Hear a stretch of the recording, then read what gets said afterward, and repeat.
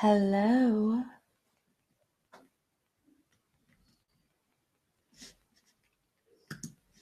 I want to make sure that you guys can hear me. It says 0 viewers. I don't know what that means.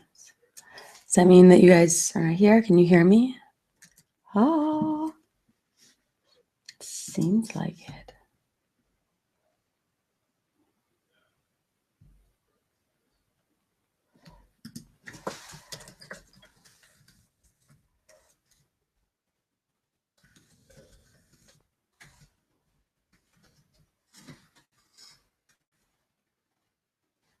Hello, hello, hello.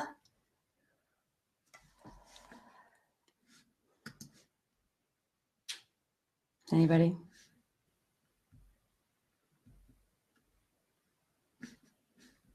Open active hangout. Maybe that's what I have to do.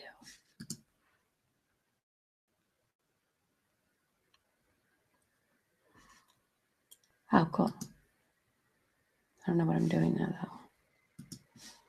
I don't think I'm supposed to be doing this. No. All right, cool. This is what Clay was talking about. So do you want to do a test run? Like, psh, I don't need a test run, son. Apparently I did. I'm going to show my screen here in a minute. Just give everyone a few more minutes to get here.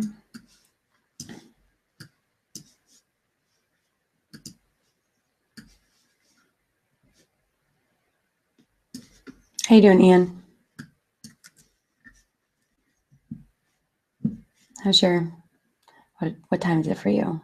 It's 10 for me, which was confusing because I thought I scheduled for 1 my time. So I was up a little late updating my deck. Shame on me.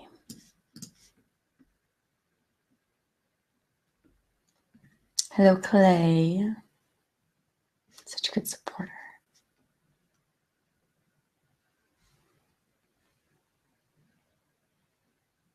Lawrence, Rose Camps, sorry. Hello, hello. I hope nobody else shows up because then we're going to have an awesome webinar and your stuff's going to be amazingly organized because we'll have so much time to focus on you guys. One-on-one consulting. I have like this weird setup, so if it's shaky, I'm sorry. I'm trying to jigger a studio here.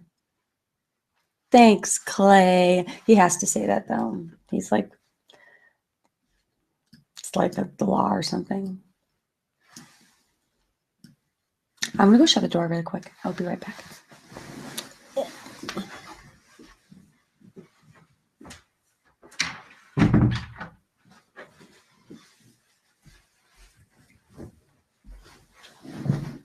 Okay. Oh.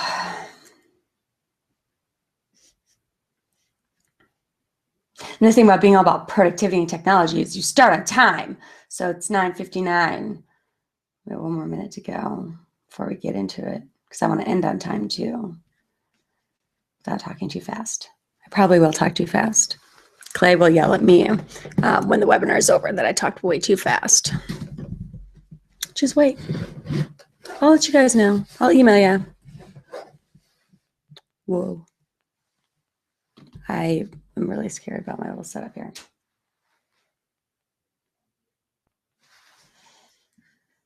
Oh, yeah, no, he never yells. It's true. I never yells. Sometimes I wish he did because then I could yell back. I didn't get very much sleep last night either, so I might be a little kooky. It's a little kooky. But everyone loves little kookster. Good morning, Rose Kemps. Someone just left. We should publicly shame that person. I'm just kidding. Or we should get started. Good morning or afternoon, depending upon where you live. Clay's being so nice in the chat room. I love it. Okay, so I'm going to get started and show my screen.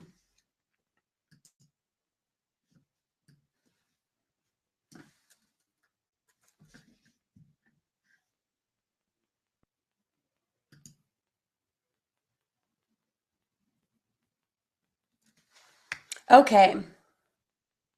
So I'm going to exit out of this for a second just to make sure that you see make sure you have the workbook, and I'm sure Clay will let me know. So Clay, did it show up correctly? Like I said, I didn't make time for the much requested demo. Should I do it again? Hey Clay, did you see my screen? Rose? Cool. All right. So first of all, make sure that you have the workbook. Because I want to make sure that you get, everything that you can out of this. So if you don't have it already, if you scroll all the way up to the top of the chat, on the left-hand side of the screen, you can see click here to download the workshop workbook. So if you haven't done that already, please download it, and we'll be using that later. So you can pretty much download it at any time. But if you go look for it now and download it, then you won't have to worry about it later. Because I want to make sure you guys have the best learning experience possible. And I want you to stay with me all the way till the end, not just because there's so much awesome stuff coming your way, like seriously awesome stuff. Like I stayed up almost all night working on this presentation. But I really want you to get your hands on the free gifts. So these are straight from the Digital Sanity course, really useful tools to help you become a Gmail ninja. So you want those awesome goodies, so you want to stay till the end. Okay, awesome. Now, before we get started, I just want to say, don't try to multitask while you watch. You're here because you want to be more organized and productive. Like seriously, people, this is a productivity workshop. That's like eating a donut at the gym. So do yourself a favor and stay with me. Now, I guarantee that while you're here, something's going to pop up to distract you, but don't go to it. Be strong. Eliminate all those distractions. Close everything else down. Turn it off. Close your email. Quit your desktop client. Sign out of chat. Just stay here with me. And while you're at it, hide your dang phone from you, because I really want you to stay focused. I really want you to get all the value that you can out of this today. Don't squander your time now or any other time by splitting your attention. Do what you're going to do and say that you're going to do it and stick with it. I promise I'm going to be here with you and focused, and I hope you are too.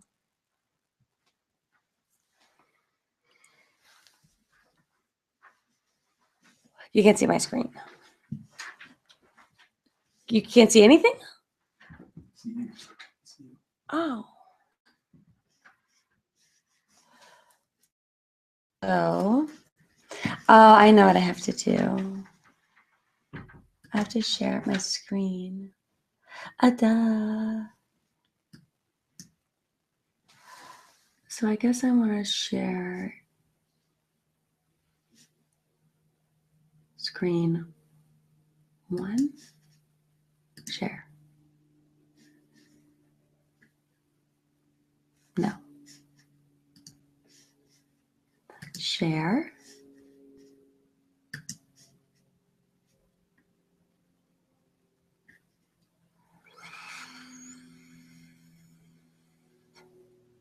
I want to share the screen.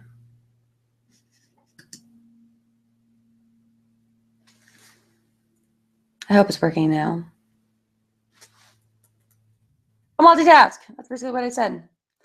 So tell me, how are you? I want to know more about why you're here today. What made you come?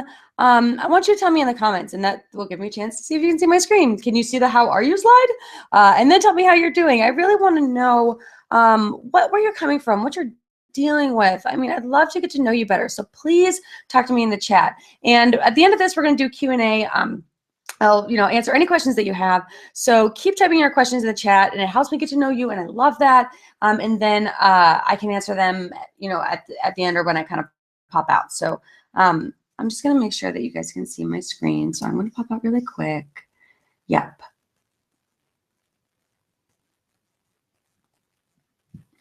Oh, okay. Oh, the day of bloopers. Okay, so drive.google.com. I'm fixing that problem. You probably still see my screen still. It's okay.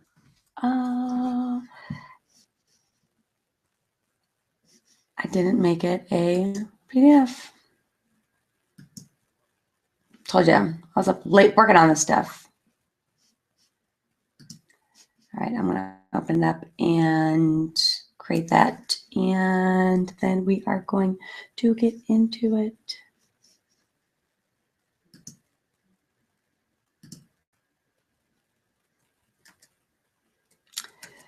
Sorry for the delay, people. And of course, I'm trying to find the file because I'm so flustered that it's not there. Oh, I know where it is. Under worksheets and workshops. I'll use this to send you updates. Okay.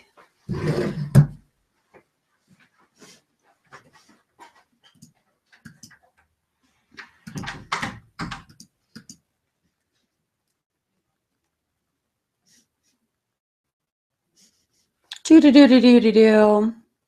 Sorry, people. Bear with me. I appreciate you.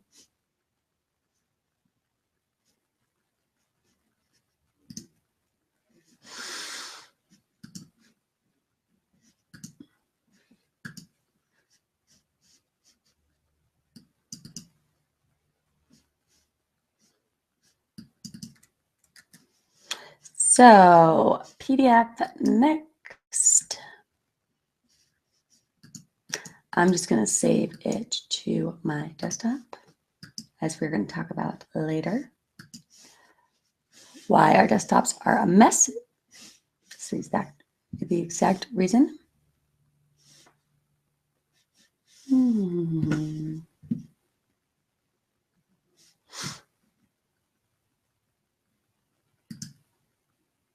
Where'd it go?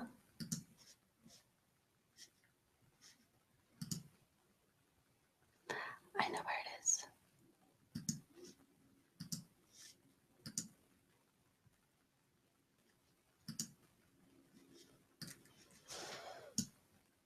I have a very special Hazel rule that anything on my desktop that's labeled DS gets automatically sent to a to-file folder within my Digital Sanity folder. Okay, so now I'm going to share this.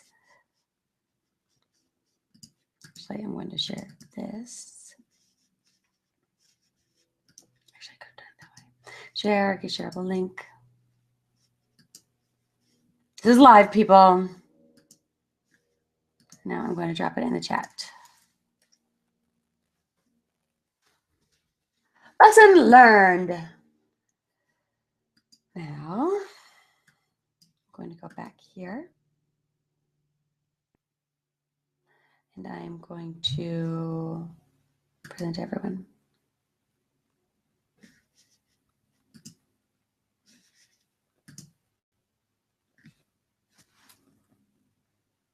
So, as we're going through and you come up with questions, please talk to me so that when I come back, they're there and we can just take them as they come. Awesome. Now, I know what you might be thinking right now. You might be thinking that your situation is so bad it can't be fixed. And that's a common fear. And you might have thoughts like, I'm simply not an organized person. I never have been. Even if you show me exactly what to do, I probably won't do it. I definitely feel that. Or you might be thinking that all the knowledge in the world isn't going to help because you simply don't have the time or energy or focus to get organized right now. And that's a legitimate worry. We only have so much time. Did any of this ring true for you? I really want to know, again, why you're here so that I can better, address your concerns and the things that you're struggling with as we go through. And I'll pop back in the chat in a little bit. But I want you to remember that practice makes progress, not perfect. And it's so important to remember, especially with stuff like organization, because you never perfect it. It's always right outside of your grasp. And I struggle with that too. So today we're practicing on being super organized, productive, and efficient. And on top of it, we're practicing. I love this. Dude, sucking at something is the first step to being sort of good at something. So we're really just practicing and trying to figure out what works for us and how we can use basically the way that we think about information, and we'll talk a lot about that today, to better organize our digital lives in a way that we, in a lot of ways, do already in our physical lives. So here's what you're going to learn today. You're going to learn one simple trick to keep your desktop clutter-free, how to name your files and folders so that you can find anything instantly with only 2 keystrokes, the little-known feature of your Mac that makes organizing your stuff a heck of a lot easier, and a secret free app that will help you get rid of all the unnecessary files clogging up and slowing down your computer. It's actually free for a limited time. I'm excited to share it with you. I saw it this week. I paid for it, but you're going to get it for free. So first, I want to introduce myself and tell you a little bit more about me. I know a lot of you that had signed up have been on my tool candy list and do know who I am, but I want to hop in my time machine and just really quickly kind of tell you a little bit about how I got to where I am today, because you might not know that.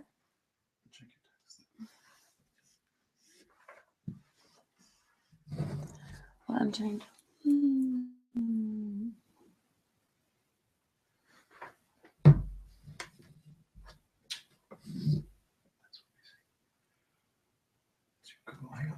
So I'm in. Will you come look?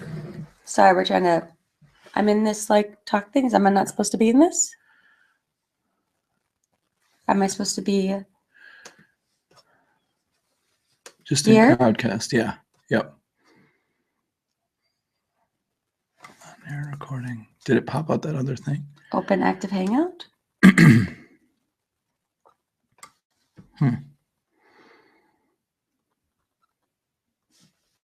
It's different because it's not pro. Yeah, I've never seen that. It's like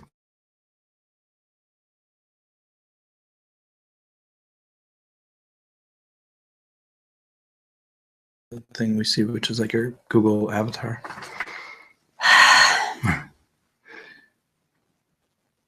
think it's the dual monitor thing, honestly.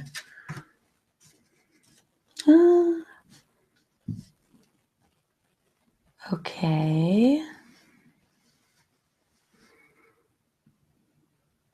So I don't know. I don't know if anyone can see me now. We could see your slides when it was in not presentation mode. So go back to that, not presentation mode. And then just check it. Okay. Talk to me, people. Do you see me? Sorry about this. Maybe.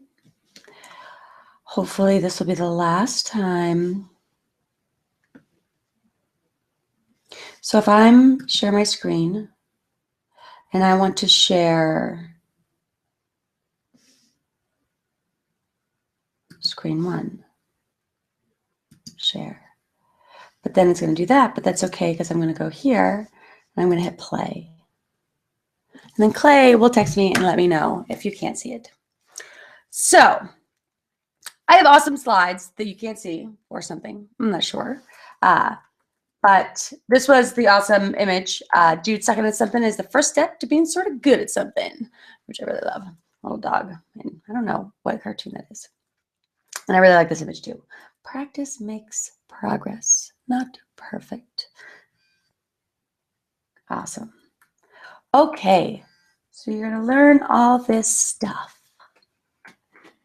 Okay, so from January 2007 to January 2015, I built a very successful career helping brands like these use social media to connect with their customers. And during that time, I also built a strong personal brand. That's probably how you know me. I was a fully digital girl, immersed in a digital world. And I was crushing it. I was featured in Vanity Fair. I've been featured in the Huffington Post several times. I was given an award by my college, of which I graduated with mediocre grades and to a degree that I've never used. And to this day, I'm still considered a social media influencer. But in late 2013, this seemingly happy and on top of it digital girl, you may or may not know this, had a very real digital meltdown. It was a long time coming, and I'm going to tell you how it all went down, and you probably will relate.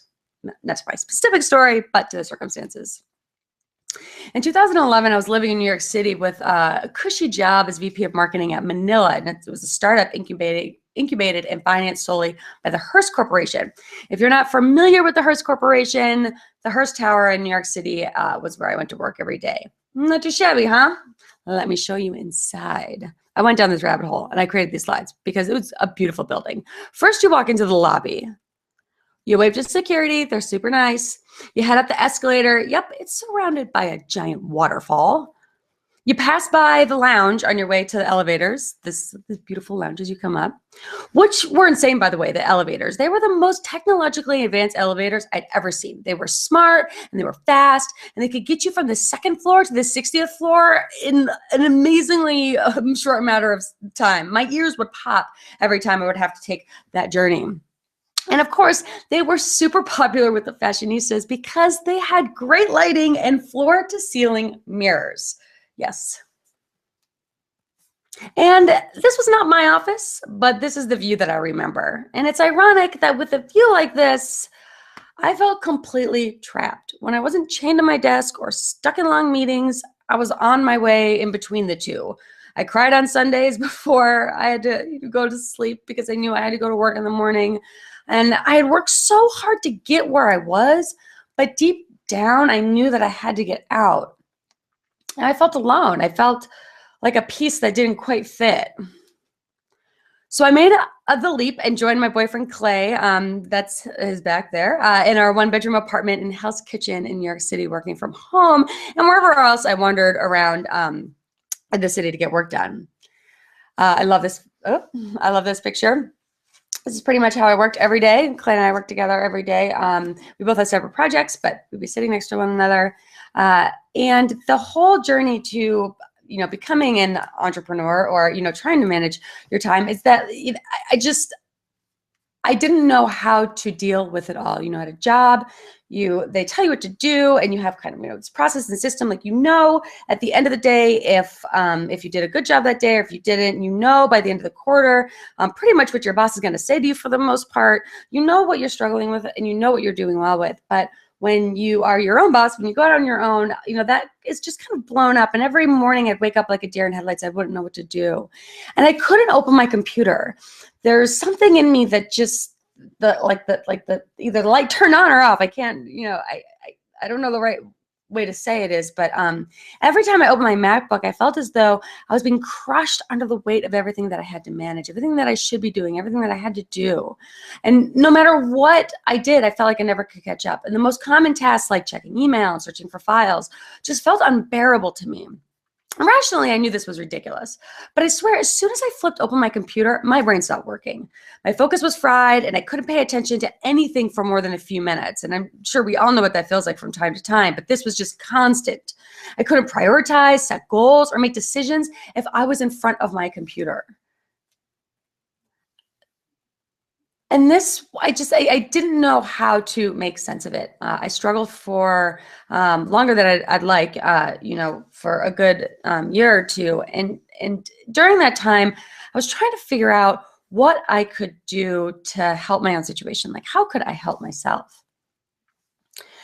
And I wanted to understand what happened to me and why. And so I started to learn about how our brain works. And if there's any other neuroscience and brain science fans in the crowd today, I give you a little high five because it's such an amazing way to, it's such an amazing approach to, self-help and development. So, there are the traditional self-help books, and a lot of those, Stephen Covey and all of that, like, they're not based in science, but they figure something out. And typically science does in some ways back up a lot of the great people and the way that they work.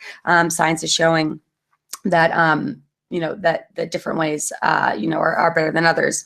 And so before the science could prove it, a lot of these great thinkers, did. So if you read a lot of self-help books, you are probably reading a lot of neuroscience if you're not actually reading neuroscientific papers.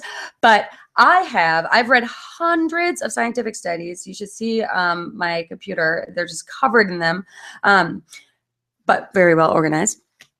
I've read dozens of books about the brain. I've tried and tested all the top productivity systems. I really went down the rabbit hole. I've read all the latest books about the brain, and I started to test everything I was learning on myself. You're the best guinea pig. So I've been creating, testing, and evolving new, better ways of working ever since. And what I began to uncover and really understand is that Technology is not the problem. We are. We allow it to take over because it serves as an extension of us. There's actually a map, the neuroscience has shown that our computers, like the map, the actual physical map, before there were, phones and all that kind of stuff, when you used to open up the physical map, that was created as an extension of our minds, because before you would have to keep all of that as a memory. But when you put it out on the map, now you don't have to remember it. We're extending our minds through these pieces of technology. It's not just a convenient thing, like it really is our way to outsource our brain. And we desperately need it to help us handle everything these days. We have to handle an unprecedented amount of information. We have to remember really small things and keep track of them, and try not to drop the ball, all the time. Our computing machines, quote unquote, have become like these large, inglorious, and fantastically disorganized kitchen junk drawers. I don't know if you have one, but we had one growing up. We have one now, which I actually kind of obsessively keep organized, which is weird. But it's full of photos, tax documents, games, articles to read, to-do lists, books, screensavers of cats wearing party hats, music, contacts, emails, calendars. All this stuff is crushed into our computers. And that's just the tip of the iceberg. And so no wonder we're so overwhelmed and we can't deal, with our computers, and we're struggling so much with keeping everything organized and keeping everything together and getting our work done, but also, managing it all in a way that makes us still feel sane, because it's insane what we're trying to deal with. And it's all real to our brain. This is the most fascinating thing to me. And it's the real problem that we don't realize that our brain doesn't separate your real world from your digital world. It doesn't see or experience those two worlds differently. So all the things in your digital world, like vacation photos, Google chats, emails, video conferences, are all experienced the same way that face-to-face conversations are. Bumping into an old friend on the way to lunch, window shopping at the mall. This may sound weird to you because you know the difference between something that's real and something that's digital. But beneath the surface of our conscious awareness, in the more primitive part of our mind, there's no difference. To illustrate this point, I want you to think about the time when you were on vacation. Like just a recent time or a time long ago, and you were having the time of your life.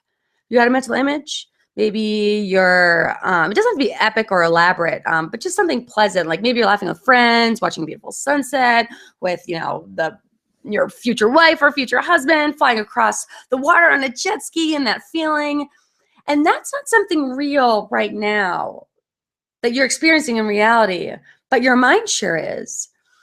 A great example that illustrates this is photographs too. It's, how we can look at a flat piece of paper with a motionless picture on it and start to feel happy or sad, or feel like we were there even if we weren't, even if the picture is of someone else. Our mind doesn't see reality and interprets and responds to our environment, whether that environment is digital or physical.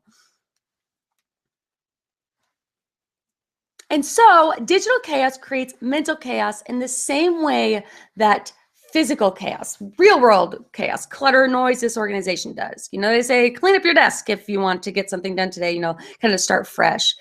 Because, our mind is really impacted by our physical space, and our physical space does include our digital space. So when your desktop's cluttered with files and your downloads folder is full, your mind sees it as real stuff. That's why an influx of new emails, an impossible to-do list, and a stack of important files that need to be managed can trigger thoughts like, oh, there's so much to do. Why is all of this not done yet? There's important stuff I'm missing. I just know it. Oh man, I forgot about that. I am so behind. I am never going to be able to catch up. Can you tell that I feel like that sometimes? Before I started to learn about how to deal with it all, the most I could hope for every day was that getting through the things I had to get done without hating every minute of it, without just wanting to throw my computer out the window, that was an amazing day. Now my relationship with my technology and work I create is more collaborative and fun, because when you know the limitations that you have, but then also what technology can bring to your life, there's this freedom that comes with it. And that's because I've totally transformed the way I think about and use my technology.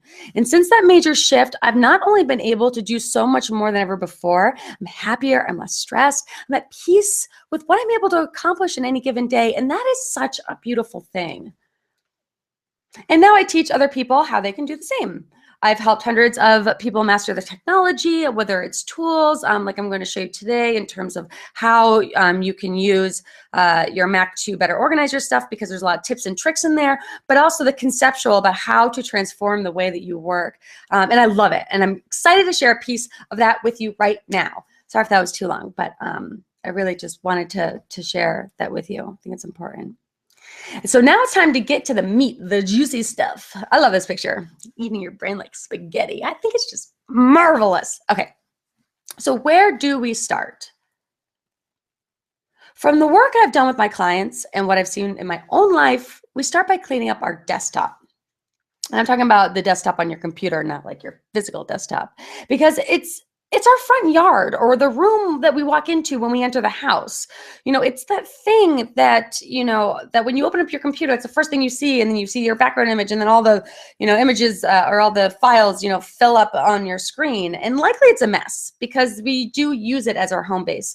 When you download something, you know, like I did when I wanted to share with you the PDF that I created incorrectly or didn't convert. I saved it to my desktop because I knew I'd be able to quickly access it and then get it to you. And of course, I have a rule set up that anytime I save a file with DS in the name, it automatically sorts it into a 2-file folder within my digital Sanity folder. But other than that, it's most of the time it's just a crazy mess. And maybe it's not this messy.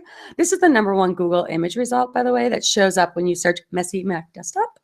But from the computer desktops that I've seen on my clients' computers, it definitely might be something close. And it probably looks at least as bad as mine can get. This was my desktop, what it looked like when I took a snapshot for this slide. You know, my desktop is constantly changing. Sometimes it has, you know, a bunch of files on it because I'm working on a project, and then, you know, I'll clean them up. And sometimes it has certain things. Sometimes it's just a random mess. I do a pretty good job of, you know, of course, because this is something that's important to me, and I spend time and focus on it. But on any given day, our desktops are usually cluttered with recent project files, various folders, screenshots, and images. Remember I said earlier, your brain doesn't differentiate between your real world and your digital world.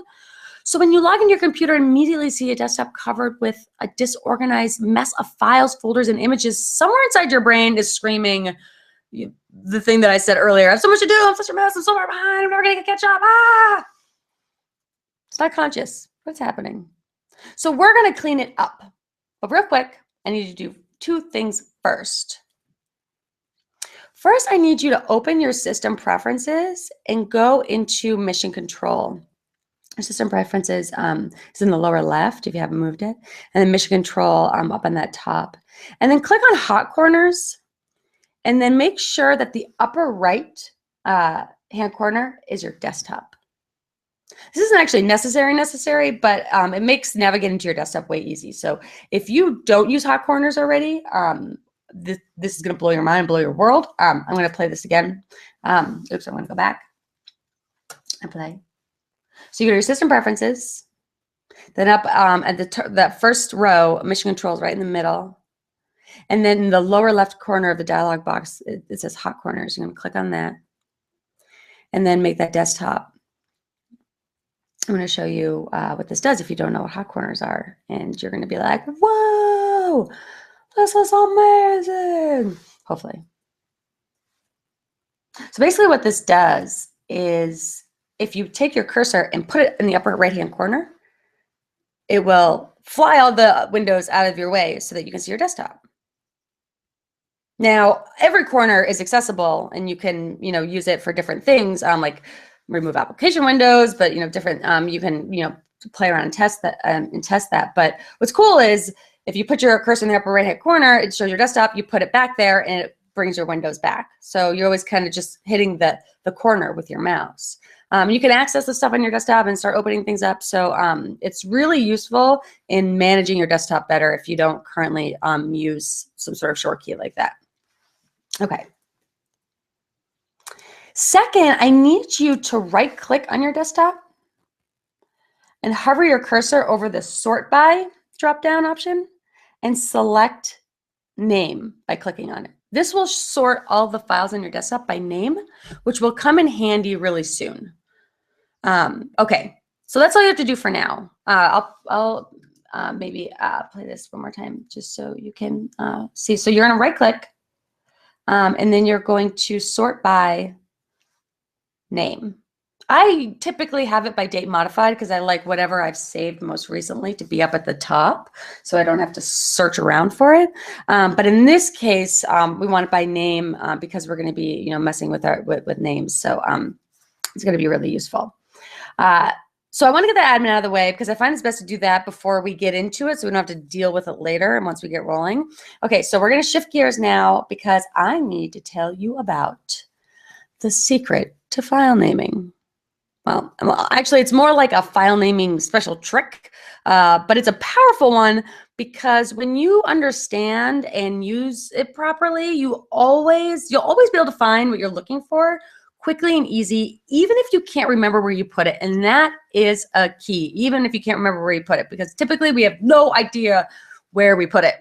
And if you really embrace it, you'll never look at or search for your files the same way again. In a few minutes, I'm going to show you the trick, but before I do it, it's helpful to understand where it came from and why it works so well. And the first idea to wrap your head around is that organization is out and search is in. My argument and Google's and Apple's, arguably, it was their argument first, and as they're building this technology and making it better, I agree with them, that the search function is so good now, it shouldn't matter where you save something, because you can always find it via searching relevant keywords. And this makes sense, right? Why should we worry about where something is saved if we can quickly find it via search? The problem is that finding what we're looking for isn't always so easy, right? When we don't know the right keywords to find it, or the keywords we do know are bringing up too many irrelevant search results. And so it's all in the name. If you want to always be able to find whatever you're looking for easily and quickly, the solution is it's stupidly simple. All you have to do is add a unique keyword to all of your file names, not the same keyword to all your file names. But what I mean is, if you can think about how you name things better, because typically it's an ad hoc on the fly thing, right? You say something, you're like, worksheet, date, and, Julia, or whatever it might be. And 3 months later, when you're searching for that file, you don't remember that you called it workshop and that you put my name in it, because you don't have a consistent keyword kind of system for naming files of that type. And we're going to kind of walk through, that.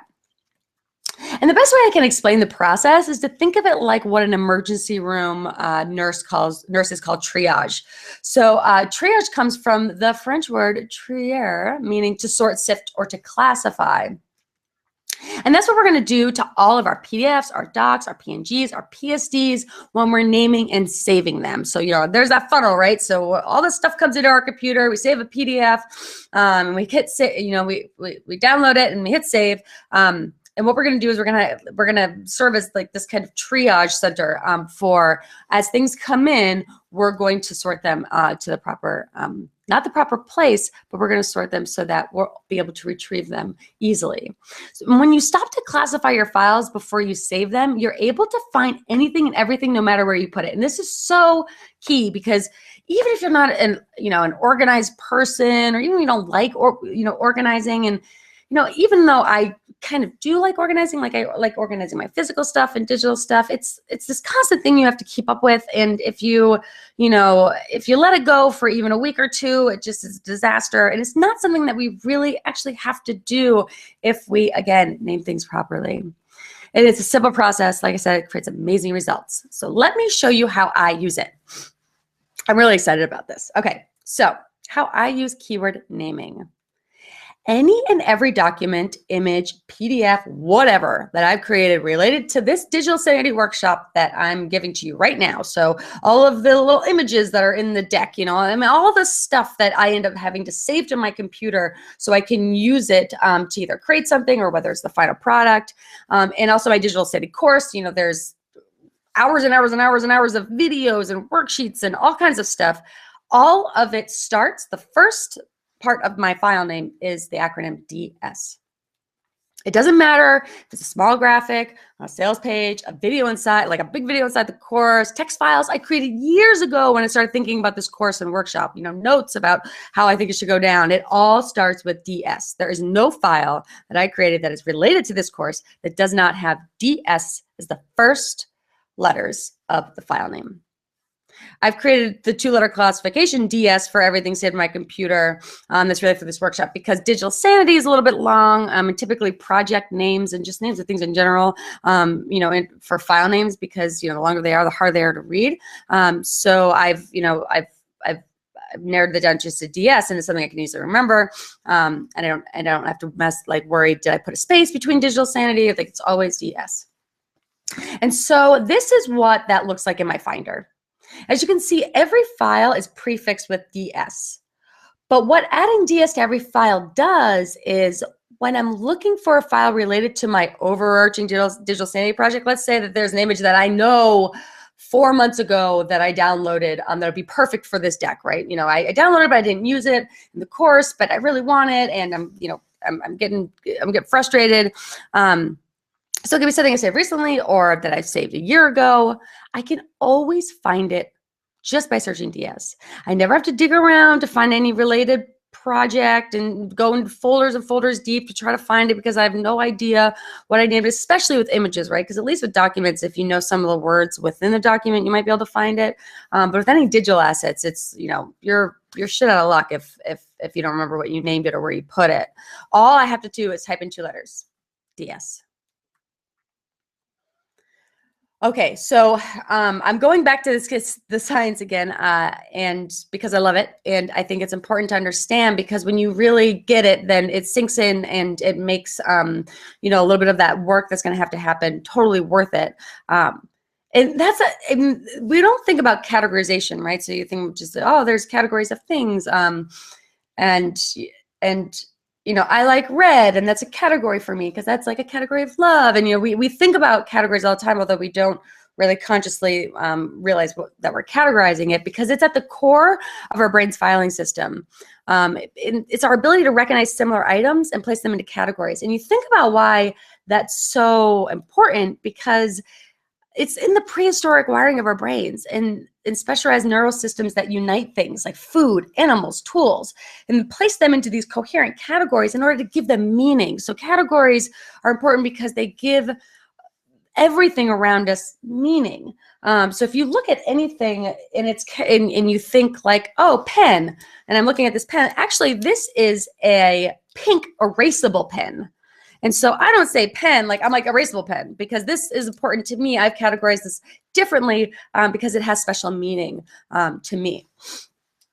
And we treat things as being part of a kind so that we don't have to waste valuable mental energy on details that are irrelevant for our purposes. So essentially the brain does it, and the reason that it's so ingrained into the way that we relate to the world and the way that we think and interact is that it's energy efficient. You know, our brains are energy hungry monsters, and it's always trying to find ways to cut corners and spend less energy, which can be frustrating sometimes. It's like you really want to work out, but you don't have the willpower, and that's because your brain is trying to conserve itself. And this is the cognitive economy that we all have. And it dictates that we categorize things in order to reduce this mental effort and just streamline the flow of information. Okay, so let's look at categorizing in our real world so you can get some context as to what I'm talking about instead of my babbling about pink pens. So we can name dozens of vegetables and trees, right? But most of us just say grass, even though there are 9,000 different species of grass. 9,000. I bet you there are some landscapers that know at least a lot more than we do because because it's important to them, but to us, it's just grass. I don't think I could name one. This is similar to the case with the term bug, which most people use to encompass ants, beetles, flies, spiders, grasshoppers, ticks, and a large numbers of living things that are biologically very different.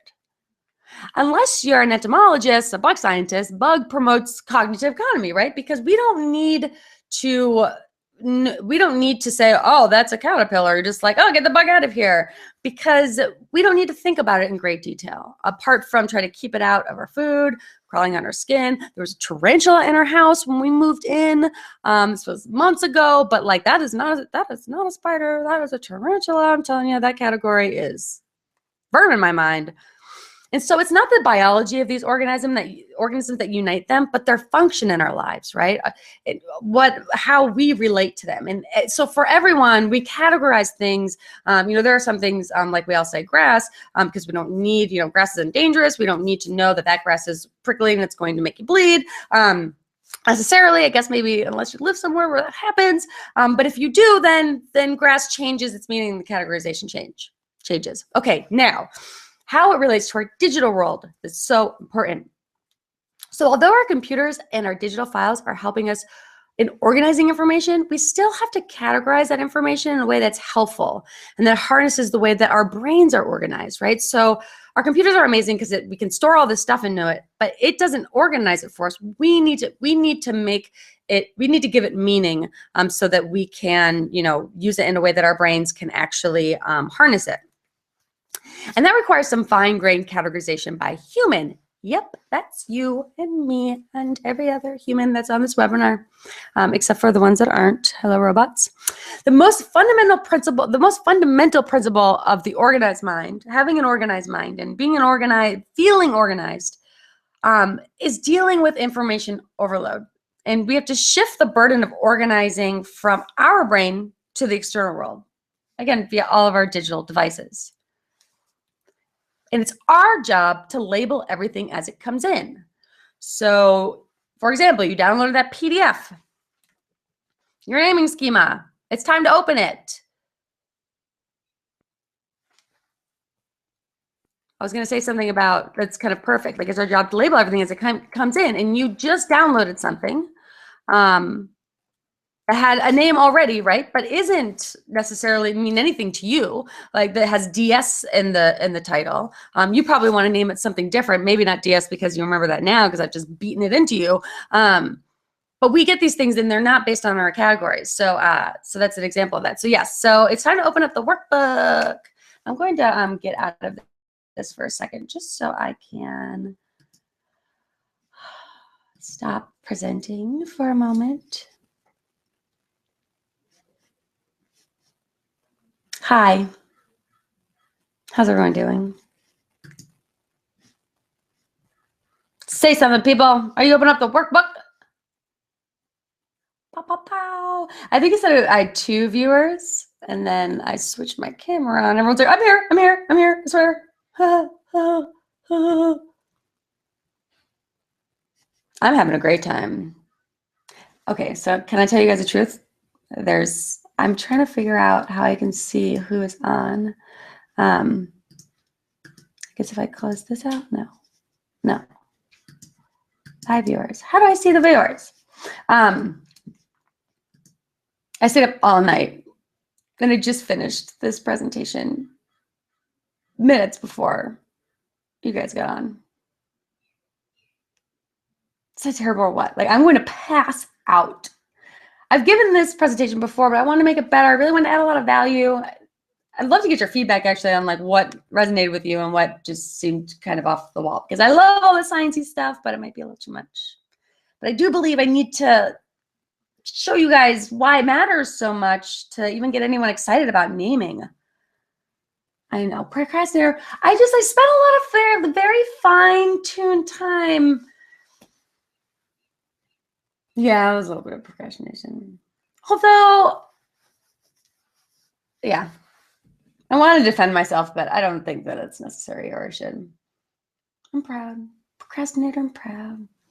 Okay, so is everyone opening up their workbook?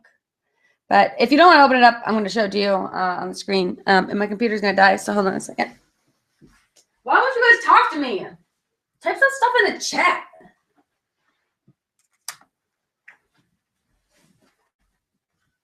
I mean, there's only 5 of you, so you should be asking questions and stuff. Maybe like stop presenting and just answer my question. Okay. You're going to go back if you're not going to say anything. Sleeping, eating lunch. What's going on? I lost my, all right, here we go. I'm going to do this. I'm going to do it right. We're going to go back to my presentation. It's going to be awesome. Okay. It's going to be like, whoa, we're going into the vortex, Bob. But then I'll open up Keynote. Okay, your name is Gil. Download it here if you haven't already. But okay, so when we're thinking about naming and using categories, there are 2 questions. So for example, you downloaded this document, this Digital Sanity Workshop, Your Naming Schema, and I named it DS-Workshop-Your Naming Schema. I think that's what I named it. You're looking at it and you're like, okay, so it's in your downloads folder, it's on your desktop. That doesn't mean anything to you. There are 2 questions you want to ask when you're naming a file. You want to ask yourself, essentially, is the file related to a project? So is this, and in this case, I would say no for you, that this is not related to a project, like a specific project that you're working on. So for me, Digital Sanity is a project. My weekly newsletter is a project. My business overarching, work hacks is a project. And then within that, I have some kind of sub projects, but everything's under that kind of work hacks umbrella. So I kind of decide what is constituted as a project, but this most likely for you is more of a, it's not part of a project, but it's part of a category or topic of something that you're interested in, that you're learning about, right? So you might be on someone's website and download their, free PDF. You might download some images that you want to use for a birthday party or whatever it might be. But you did take the time to download it and you love the images and you maybe want to use it next year. You want to figure out what categories make sense to you, that you can group things together and you can think of them together as a group. It's going to start to make more sense as you see examples. Okay, so examples of keywords for naming project and category files. So project keywords are really straightforward, usually taking on the name of the project itself. So I didn't try to come up with something clever for Digital Sanity or like make it DGR, like no.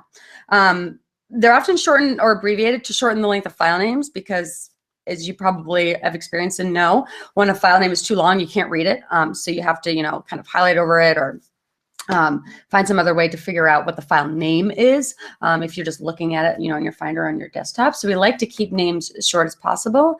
It also makes project names easier to remember, right? So Digital Sanity, if I was to keep it like Digital Sanity, if there was a space between it, maybe it wouldn't show up the same results as if there wasn't a space. So capital DS works, Tool Candy, capital TC, Gmail Mastery, GM, Work Hacks, WH. Lead pages, I create a lot of, I'm in lead pages a lot, and I have a lot of assets that I upload to lead pages that I create, like my free workbooks and guides and all of that. So all of those start with LP. And that really works well for me because when I think about that stuff, I think about it in the context of either the project, but then also although lead pages is just a service and also MailChimp is just a service, that's actually kind of a project to me because I spend enough time thinking about making things for lead pages that has taken on a project of its own for me, although it might, not be for you. So what's nice about this is, in terms of your own kind of personal stuff, I'm sure work, there are projects that everyone is very aware of. You can create, projects based on how much time, energy, and effort you're spending on, creating this stuff.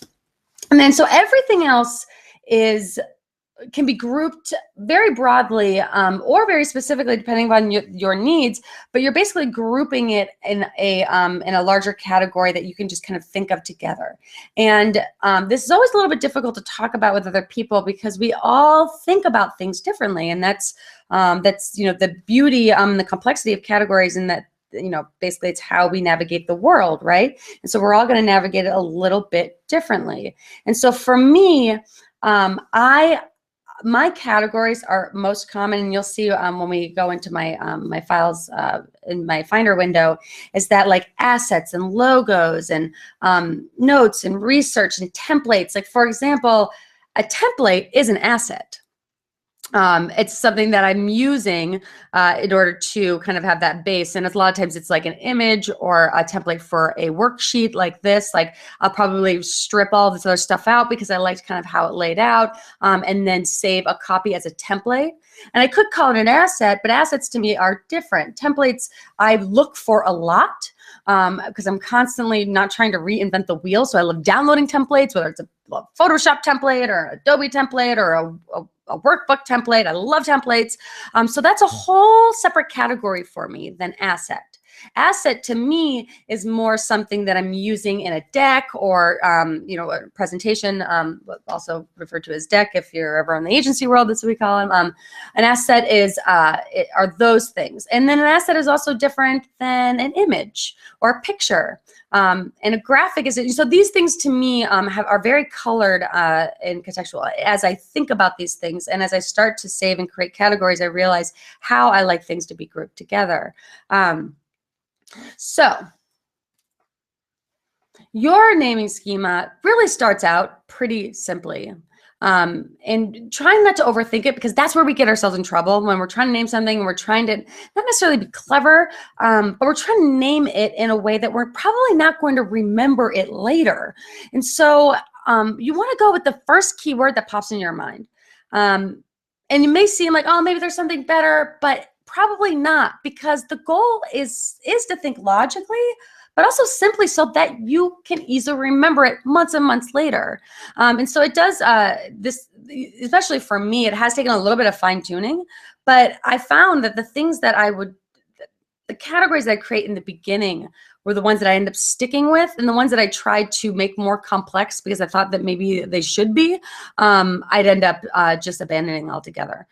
Because again, this is really about like not using as much mental processes in order to find things. We're making things too complicated in terms of the way we organize things. We're over-organizing our stuff, and the way that we're naming things. We're including keywords and naming them in a way that we're not going to search for them later. I hope this makes sense. I'm going out for a second. Let's see if anyone's talking to me yet. All right, people. You're gonna have to just keep seeing this. I love this when it's like it's like multi-universes. Does anyone know about multi-universes? Where it's like there's all these universes out there, and there's like multiples of us. Maybe that's what this is looking into.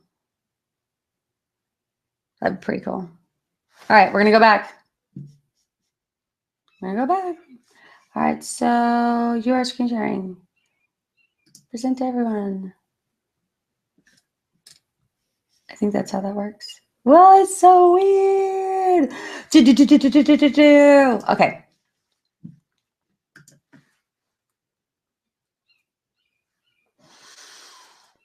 So I want you to open up your Finder. I hope y'all are doing this. And look at your files and your folders. And kind of softening your eyes, try to pick out like some, projects are a little bit easier. Some like projects are the easiest ones to start with because there are some really obvious ones, right? You have work projects, you have personal projects, again, like Digital Sanity, obvious, this is a whole workshop and I have a whole course and there's so much that I've created that's related to it. And there's so much I need to keep up with that's related to it that it's its own thing. But then there are going to be some things where you seem to have a lot of, or that you either hoard or collect. Like for me, I have a lot of assets. I have a lot of images and graphics. Like a graphic is different than an asset to me than it is an image, and a logo. And, so I have a lot of color around those things. And you can see from the types of files that you have, not just if it's a PNG or a PSD or if it's a document or PDF, but basically the kinds of things that you download. Like if you tend to download a lot of, like I was saying, templates. Like if I am on a site and it's like, download the free template, you know, I'm there. I don't even care what it is. Like it could be a template for a newsletter. I'm like, I don't need that, but maybe I will one day. And so we all have those kind of things that we like to collect. So those are the easiest ones to pick out first and to say, okay, so this is how I think about this. What is that keyword? We're going to talk a lot more about how I organize really quickly at the end, because I know this probably looks weird to you, but it's not weird. It's awesome.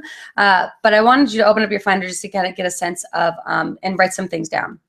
Or type it right in the PDF. It should be typable, I'm not sure. But I'm just gonna kind of continue and walk through how I think about it, hoping that it's gonna spark some ideas for you as to, you know, whether you think mine's totally weird and you do it totally differently, which would be awesome. Because if you think that, then you're probably excited about it and you'll probably use it.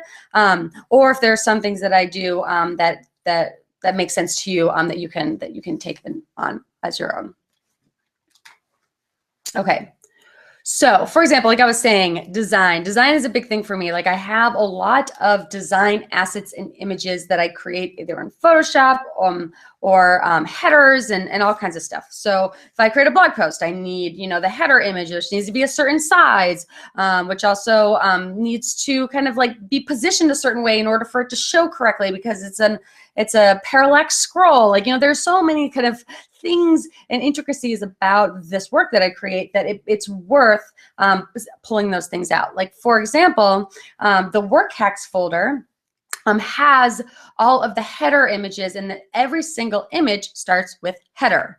So if I search header in my Finder or using Spotlight, all of the blog header, any header I've ever created for a newsletter, for anything, is going to come up. So if I'm ever looking for a header that I know I created, I don't have to go and say, oh yeah, was that MailChimp or was that, because if I just search header, I know I'll be able to find it.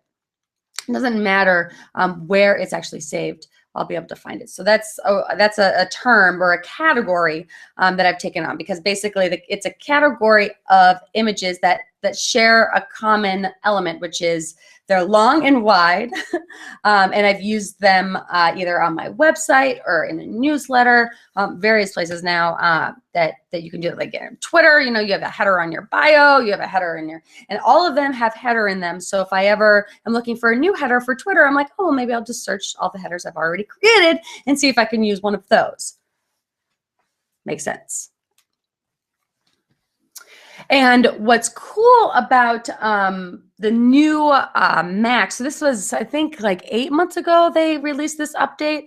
And I had to go in and update my course because I had a whole separate app to use that you had to open in order to mass rename files. But now you can do it right in the system just by selecting the files you want to rename and right-clicking on it. It's a game changer, because when you are looking at 6 different files and you're like, oh, I want to rename these and include like a common, you know, category or the project name, it's, you know, the idea of you know, trying to open and rename all of them is just not, it just feels not worth it. And having to open a whole other app is just another step. Now it's so dead simple. So you right click, so you select all the ones you want to rename, you right click, and then this dialog box pops up. And I'm going to get in a little bit closer so you can see. And basically, it gives you a couple of options. So you can replace the text. So you can say replace, like let's say Pablo. Replace Pablo with another word. You can format it differently. Like you can create, like you can like take out the parentheses or whatever. And then you can also add text. And that other drop down on the right is you can add it before the name, after the name. And so I always do it before, because this is the category stuff that we're talking about here. And for example, mockup is kind of another version of template, which is, you know, like device. I tend to put a lot of like screenshots and stuff like within browser windows and devices when I'm creating, you know, these screencasts and tutorials, so that it looks, you know, kind of fancy. So I have a lot of different mockup assets, like a mockup of a PDF or a worksheet that someone would download. Like you want to make it look like it's a book. So I have a lot of those kind of mockup images, and that's different than template in my mind. Okay, so now all you have to do is that highlight them, and then whatever your, you know, whatever your preferred category, keyword, or project name is, and hit rename, and it takes them and just renames them all. And I think I showed, Oh, I guess I didn't. Yeah, and mass renames them all. I can actually show you. No, I'm not gonna get out of here. Okay, we're just gonna keep moving forward. So we're going to try to take and use the renaming tool that is so easy to use and everything that we know about categories. And if we look in our Finder right now, there's just too many things, right? There's probably lots of folders and files that you don't even know if you need or want anymore. And it's just, you know, there's so much in there that you need to deal with that it's discouraging. But your desktop is something that you can achieve and clean up by the end of the day today. Hopefully all of you are in a position where you could clean it up by the end of the day today. I imagine that there's 20, maybe 30 things on your desktop. If there's a lot, you might just kind of always have stuff there and it frustrates you. This is a system I would like you to adopt for a week, see how it feels. And then you can, of course, modify it or change it, based on your experience. But if we're going to take the assumption that it doesn't really matter where things are saved, and right now they're just cluttering up our desktop and making our desktop a distraction when our desktop should be like this clean, neat space. Again, we want a clean desk. Even if we have a lot of work to do, it's not sitting right out in front of us. We've put it somewhere else. So I want you to create a desktop folder named desktop. I put parentheses around it and you'll see why later. But just name it desktop. It can be all caps or all lowercase, doesn't really matter. And I want you to create that folder wherever you store and organize your files. For me, that's Dropbox. But for you, that might be the documents folder, within Apple, or a different cloud storage device or service. Wherever most of your stuff is saved. And if you say it's your desktop, I'm going to be mad at you. So wherever else you save stuff when you really want to put things away.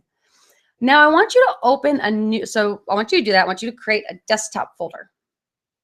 Wherever most of your folders and files are. And if you put parentheses around them, it's going to be amazing. You'll be amazed at what happens. Just as a little tip to what's coming next. And now I want you to open a new tab in your Finder window. And I was amazed that a lot of people don't know how to do this, but by using the shortcut Command T, so if you have your Finder window open, and that's with the active window, and you hold down Command and then you hit T, it opens up a new tab within your Finder window. So it doesn't open up a new Finder window, so now you have two windows that you're going back and forth. It's kind of like browsing, like Chrome, or Safari or whatever. Like, we don't open up new windows, we open up new tabs. That's what we should do in our Finder too. So you open up a new tab by holding down Command and then hitting the letter T. And then you can go back and forth to and from them by clicking on the tabs, just like you do in a browser. And you can also drag and drop things by just dragging them into that tab, and then it will open it up and then place it in there. I'll show you what I mean by that. Okay, now I don't want you to simply move all the files from your desktop to from your real desktop to your new desktop folder. I want you to rename them first by adding a project or category keyword to the very front of the existing file name. Okay, so like, for example, these Pablo 4, 5, 6, 7, 8, 9, these were images that I created for social to promote this webinar, which about 4 or 5 of you are actually here. So maybe I didn't do too good on my image creation. Maybe I should get a day job. Haha. Okay, so I don't want you to simply move all the files. Again, I want you to highlight them. Now you can highlight them by holding down Command, I believe, and or no, Shift. Let me look. You can highlight them by holding down Command and clicking on them individually, and it'll just keep adding. And if you clicked one on accident and you don't want it highlighted, you just hold down Command and then click it again, and it'll unhighlight it, which is really useful. Or you can hold down on your mouse and drag over the ones that you want and highlight them that way, right? Okay. Sometimes I think that everyone knows this stuff, and then I realize that they don't, and then I feel silly.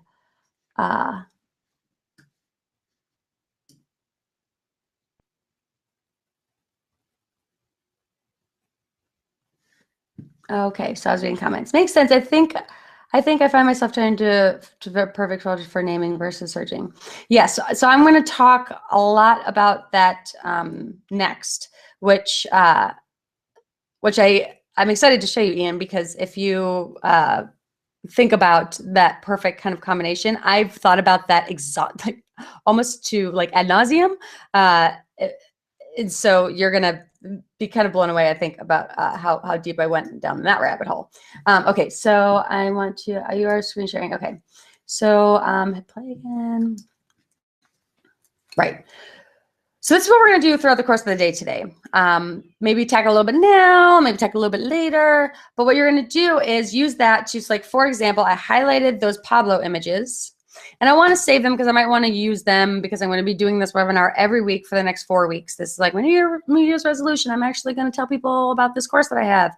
And so I right click and then I select rename these 6 files and I add the text ds-social. So as you can see, it's going to rename it to ds-social-pablo. Like, you don't have to actually add social in there, but that's another keyword that I use for all of my social asset stuff, you know, because everything has to be a certain size and certain format, certain number of characters, you know, all that kind of stuff. So if I'm ever searching for something related to social, I'll add that, you know, keyword in my search and it will better filter, you know, for what I'm looking for.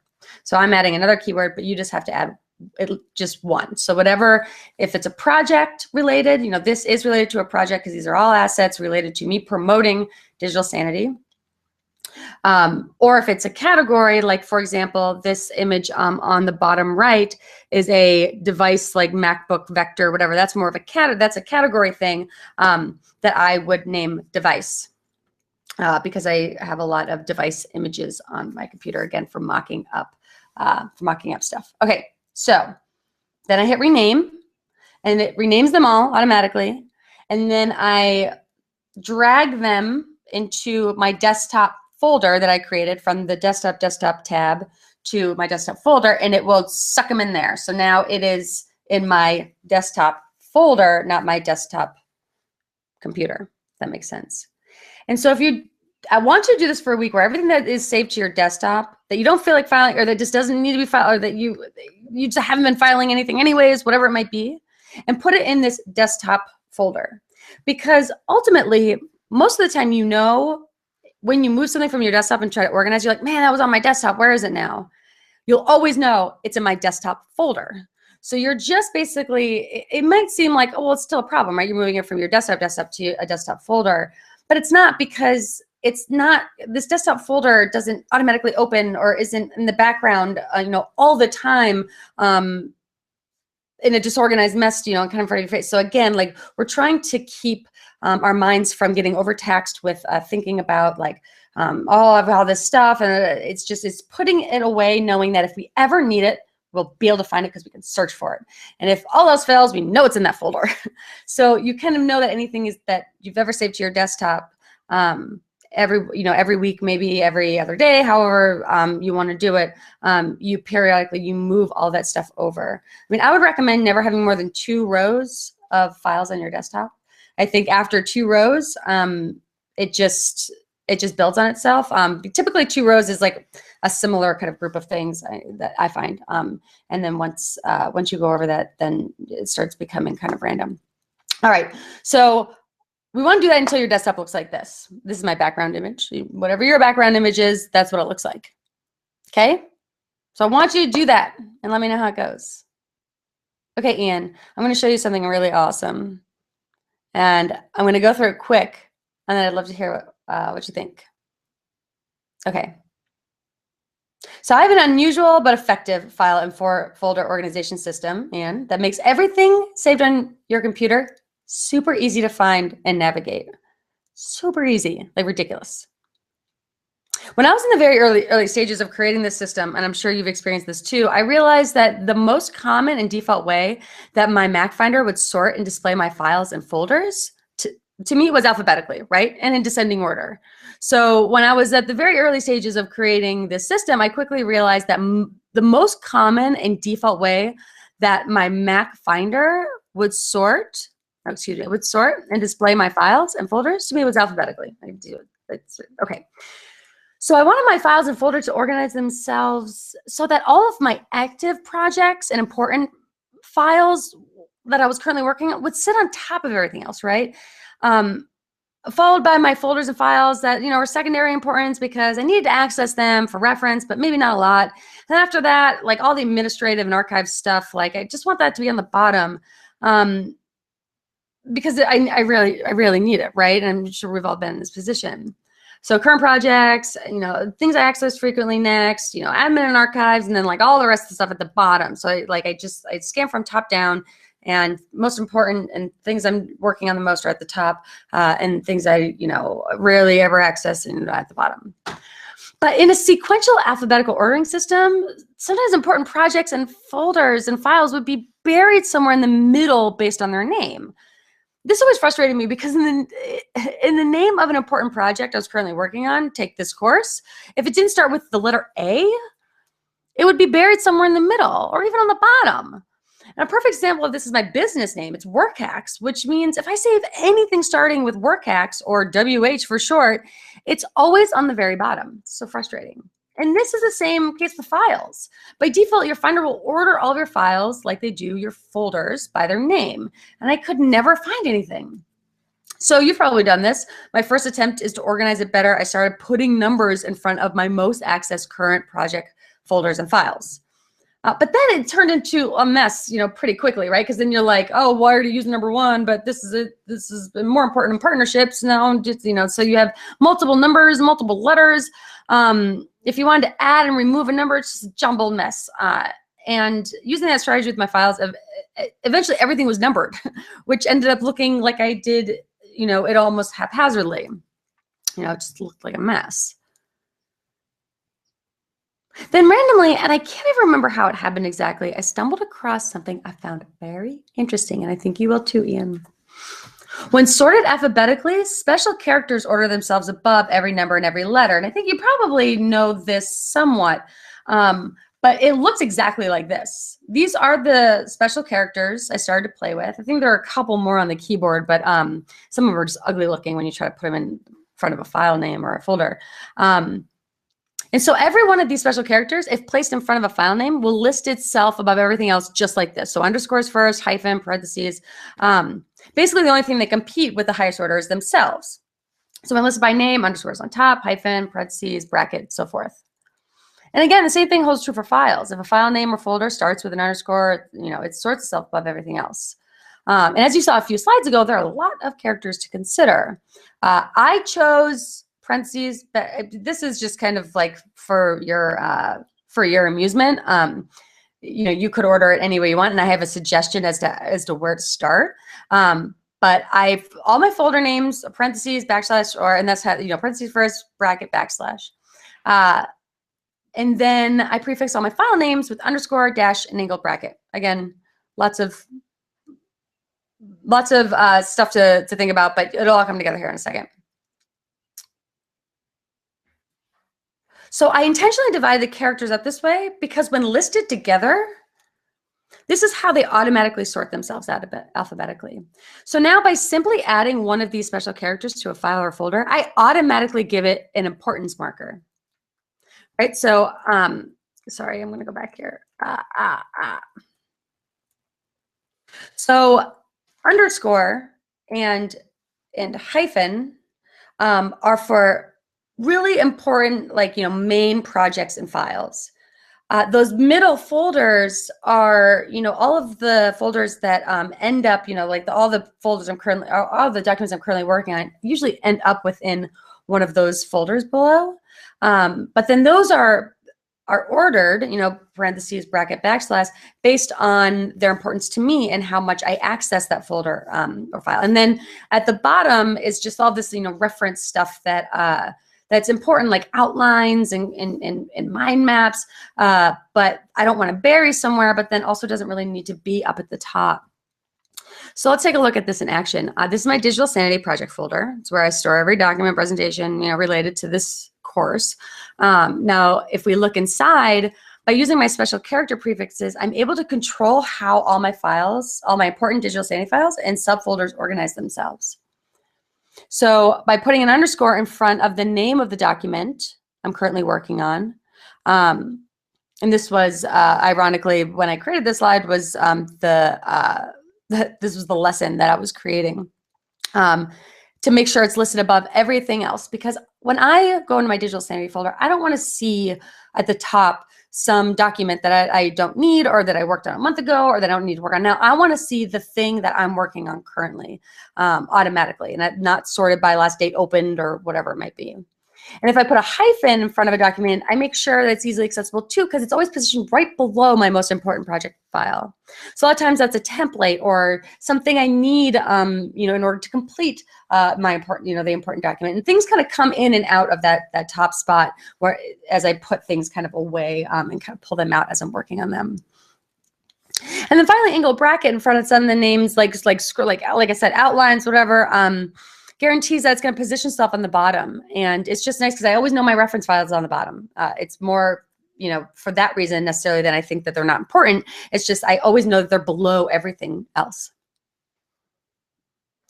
And if we look at folders, parentheses are for folders that contain most important, most frequently accessed files. Like for when I was creating this course, keynotes and worksheets. Like it was all decks and worksheets until I recorded videos. But then once I created videos, I uploaded them and I was done.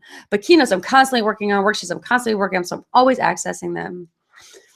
In the middle, it's like all that stuff I need to create the stuff above, right? So all my assets and my scripts and my videos, like all the things that I use in order to create those important pieces of work. And then slashes are for like these archives and like holding files for maybe a possible future reference. Like I don't want to delete it, but I might need it. I don't want to put it on an external hard drive because, I definitely think I might need it in the future, but I need it on my way now. That's what those folders are for. And that's my same filing system at a glance. And it might be confusing, and that's perfectly normal if it is, but because I've been working on this and evolving it for a while. So I started pretty simply, and I would recommend that you do the same. Like I made it more complex as I wanted to, and as it started to fit my needs and I started to play around with it. But what I would recommend is all of your most active and accessed folders receive a parentheses, because then it'll just pull it up above everything else. And then all of your most active files and access files get an underscore, because that will even put it above the folders. So start with those. I would start with those, and then I can share with you the list, and you'll have the list. And as you start to want more complexity, you can add it for sure. I'm going to pop out. I have the last thing I'm going to share is Finder hacks.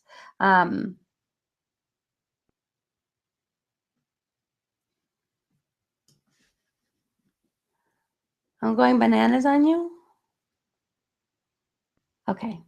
So does that make sense, Ian? I'm here for you, man. Do you want to come up on the screen? Do you want to talk to me?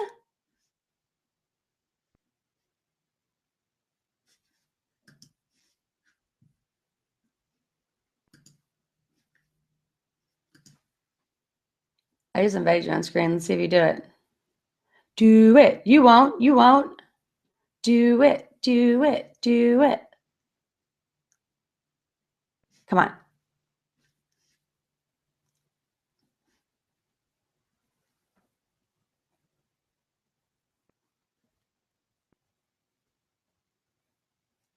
Yeah, so there is something to think about too. It depends if you're working with a big group of people.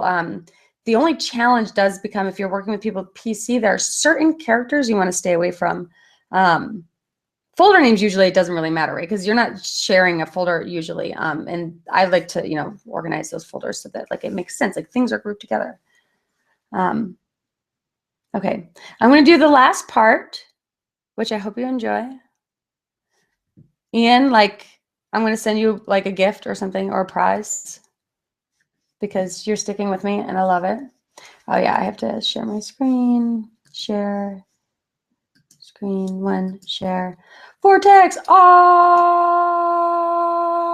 okay. Okay, play. Find what you're looking for fast. Finder hacks. I know everything about the Finder, and I'm going to teach you a few things right now. Finder, if you have no clue, and I know you know, some people don't. It's the little icon in the lower left-hand corner. One of the things that I always recommend is modifying your preferences that can go a long way that people don't realize is possible to better fit the unique way that you work. So, for example, you want to make sure that the open folders in tabs instead of windows is checked. If not, you should, and we talked about this, because tabs are so much easier, incredibly more efficient to work with than opening new windows. And in my experience, nobody knows that there's even a tab feature. And this makes no sense. Like, think about how you navigate your web browser, like we talked about. Like, you open a whole new browser window when you're searching for multiple things. No, you use tabs. And so they're not only better for navigating, browsing, and searching for multiple things in your web browser. Here's one use case that tabs just like, hello. You want to move a file that's sitting on your desktop to a new folder you just created. You open your desktop in a new tab by holding down the command key and then clicking on the desktop folder. Drag the file into your previous tab, close out the desktop folder, and you're done. Boom. Tabs roll. Okay. Another thing that I like to share, so navigating, kind of moving things around, you can move things around really fast using shortcuts and all kinds of fun stuff that I didn't know about up until I started going nuts on this stuff a year ago. You basically don't even need to touch your mouse most of the time when you're navigating your Finder. There's so many ways that you can navigate your Finder using your cursor keys, or not your cursor keys, your keyboard keys, and different shortcuts, right? So your Finder offers 4 views and 4 ways to customize how your items are displayed. So not only can you move things around, using kind of special tricks, but you can also sort them without having to click a drop down and do anything like that. So it offers 4 views, 4 ways, and they're all right there. Okay. Your 4 different view options are icon, list, column, and cover flow. Okay. Now, this is icon view. This is list view. This is column view. This is cover flow. And they all have different benefits depending upon how and what you're searching for, as you may have experienced in your own search past. But you can use shortcuts to change your views really quickly. A lot of times I don't change my view because I don't feel like going up there and you kind of keep it whatever the default is. But you don't have to navigate your toolbar to change your view. Command 1 will switch your view to icon view. Command 2 will show you everything in list view. And command 3 will change it to column view. And command 4 will do cover flow. So command 1 is icon, command 2, list, command 3. So you can change your view so fast without having to, go up in your mouse and click on the toolbar, which I find to really, shortcuts, it is amazing when you start using them. You realize, how did I ever live without them? Because we waste a lot of time with mouse strokes for sure. Okay, so you know what drag and drop means, right? Like when you select an item or multiple items, you drag them from one place to another using your cursor, that's dragging. If you want to move a file or folder, you simply select it and drag it to the new place you want it to live and then let it go. That's dropping. I'm going to show you some of the handy ways that you can use drag and drop to organize your files and folders that I didn't know about up until a year ago, and I wish I did. And I hope that you don't know them either, so I can blow your mind. To keep an item in its original location, but quickly put a copy of it into a folder. Like, so I have this image on my desktop and I want to put a copy of it into that folder that's on my desktop. If you hold down the Option key, then drag the item into the folder, you've created a copy while keeping the original in place. And it doesn't put copy, right? Like next, so it's not duplicating it, it's copying it to another place. Not nearly as a copy. Amazing. Okay, you can make a copy of an item within the same folder by selecting the item and using the shortcut combination Command D to auto create a duplicate of that item. And it will put the copy word at the end. And drag and drop can be used for so much more than just moving files around. To start, you can drag any file to an application that can handle it. And your Mac will attempt to open the file in that application. So I don't know what, oh yeah, there you go. So just drag, like I dragged EPS file to Adobe and it will open it in that file. You can use this technique for all the applications in your doc or your applications folder, or even an alias of an application. It's amazing. All right, you're on Mac Ninja. Hiya. And like, are we best friends now or what? I think so. I'm going to give you my digital sanity pitch because that's the whole reason I'm doing this. And so I've practiced and I'm going to present my practicing to you now. I hope you enjoy. So I created a course that takes basically everything that you learned and just multiplies it times 100. It's, you know, my proven step-by-step system to clear clutter, find your files, and master your Mac. And it really is a course that I believe to be like the most modern training program out there right now for designing your perfect digital workflow. Like I've searched for like naming files and organization, and it's just the most boring stuff out there. And there's so much stuff that our computers can do better and that we can do better and relate to our computers better and work with it better. And so I've compiled it onto a course that takes you step by step through decluttering, getting all this old stuff off of your computer that you don't need in a way that you feel comfortable with and that's safe. All the tools that you can use to do things like auto archive, something that's been on your desktop for more than 4 days, whatever it might be. There's all these like great ways that you can customize your workflow to work for you so that everything in the past is organized, and then you can automate it in moving forward. You just need to know the different tools, the different tricks to make that work. Like I said, when I saved the file to my desktop, it was named something specific, so it automatically organized it for me, which typically I love until I was stressed out on a webinar realizing I did something wrong. So yeah, there's all that kind of awesome stuff to design your perfect workflow. So it's going to teach you all these things, and you'll have a clean and organized computer. You'll be amazing at searching your Finder. Like, it blows your mind how quickly, more quickly you can find things when you actually know how to use your Finder. Most people don't really know all the tricks because they're not really promoted, but they're not hard and they make a big difference.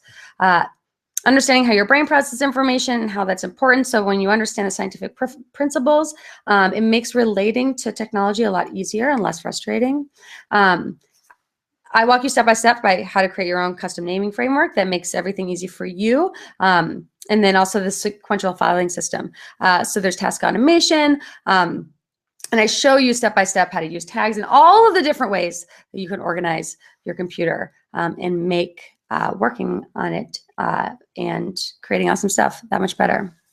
So if you want to see everything that's included in the course, you can go to wrk.hk/digital sanity course. There's 15 hours of videos, 10 pages of resources, there's Slack community, there's demonstration videos, my personal tricks, loads of bonus materials. I mean, I just stuffed and packed this thing full with awesomeness. And then I just continue to update it as needed, like when Apple, Mac launches new systems and new features, I plug it in there, and especially in the community, the Slack community, I keep everyone up to date on cool new tools and things that you can do to perfect your workflow. And so for this beginning phase, I'm offering the Digital Sanity Slack community, which is awesome. It's private, where you can ask questions, post comments, where you can share things that you just think are awesome. And then you also have access to me every Thursday from 12 to 2. I host community answering questions, so I'm just on there, so you don't have to send me an email and go back and forth that way. And you can also learn from other people, because often if you have a question, someone else has that question too, and they probably already asked it. So like for example, someone asked about a Mac app that I recommended that didn't work for them, so I created a Google Doc and shared it with the whole group. So if anyone else has that question, works for them too, versus her just emailing back and forth. So the Slack community is great, and it's a great resource, an extension of the course, so that you get the support that you need. And then also as a special bonus, I'm offering a one-on-one private coaching session with me. So as you're working through the course and you have questions or frustrations or something that doesn't make sense to you, you can hop on the phone with me, and I'm happy to sit on the phone with you and work through it at any point over the next year. And you'll be giving access to my online calendar so you can schedule it, and it's made super easy and simple. I really want to make sure that you get the most out of what I've created and what you're investing your time in. And then as a very special bonus, when you enroll, you're not just investing in yourself, you're investing in me, and that means the world to me. And you'll be among my first 50 customers, so you'll get special treatment and surprise perks along the way. I've already delivered some very special surprises to my current students. And if you join before this Sunday, 11:59, you'll lock down the savings, and you'll never pay for digital Sanity again. It might, it's possible that I'll put it on subscription model because I have to update it all the time. And this is the lowest price that I'm currently offering it at. I started at $97, and I'm bumping it up every few months. So now it is $197. And in a few months, it's going to be $297 because as I'm adding more, and as I'm building it, the price is just going to go up and up. So if you really want it, get it now because it's just going to be more expensive, and you're going to be stressed because you're going to be disorganized and you won't have my course.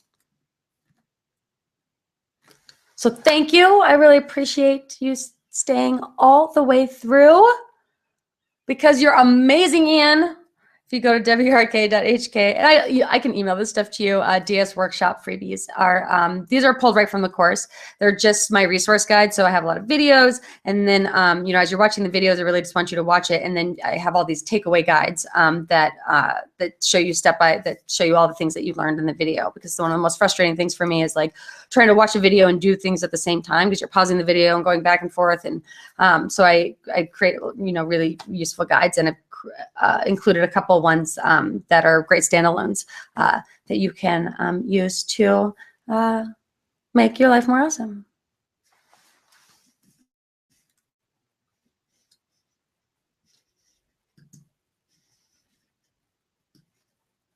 And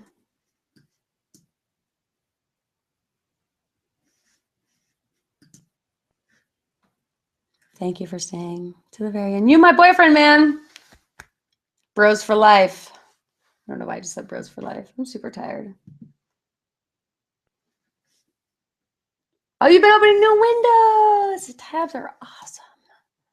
Have you ever opened up your Finder and you realize you have 7 open Finder windows and you're like, what is going on? How did this happen?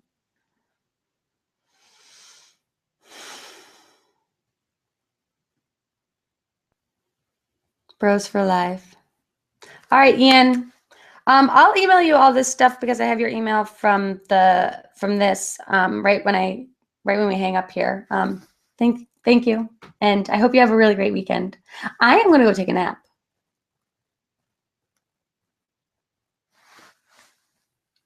Cool. See you on the flip side, Ian.